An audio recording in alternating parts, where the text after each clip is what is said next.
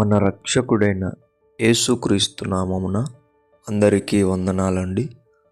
ఈరోజు దేవుని మాటలు ఇర్మియా గ్రంథము 17వ అధ్యాయము 9వ వచనం.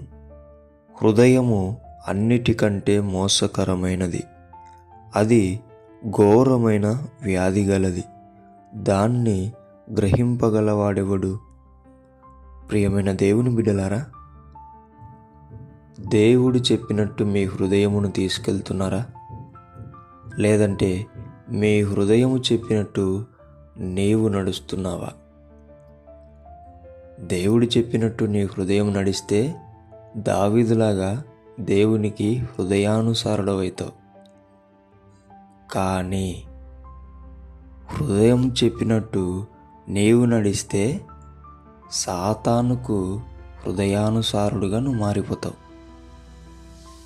ఒకసారి పరీక్షించుకో, నీ హృదయం దేవునితో నడుస్తుందా లేదంటే అపవాదితో నడుస్తుందా? పరీక్షించుకొని సరిచేసుకొని దేవుని చెంతను మొరపెట్టి నీ హృదయం చెప్పినట్టు వినకోకుండా దేవుని వాక్యానుసారమైన హృదయమును దేవుని నుంచి అడిగి పొందుకొని నీ హృదయాన్ని చక్కగా నడిపించుకొని వ్యాధి గలదిగా కాకోకుండా, మోసకరమైనదిగా కాకోకుండా దేవునికి నచ్చినదిగా నీ హృదయమును తయారు చేసుకోవాలని మనవి చేసుకుంటున్నా. దేవుడి మాటలను దీవించునుగాక. ప్రార్థించుకుందాం.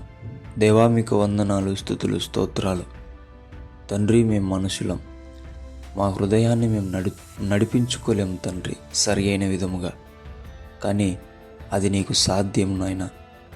దావీదు ఎలాగైతే నీకు హృదయానుసారుడయ్యాడో అలాంటి మేము కూడా నీ బిడ్డలుగా నీ హృదయానుసారులుగా నడిచే విధముగా మా హృదయమును నడిపించుకొనుటకు జ్ఞానం, శక్తి, నిగ్రహం దయచేయమని యేసు నామములో ప్రార్థిస్తున్నాం తండ్రి. ఆమేన్.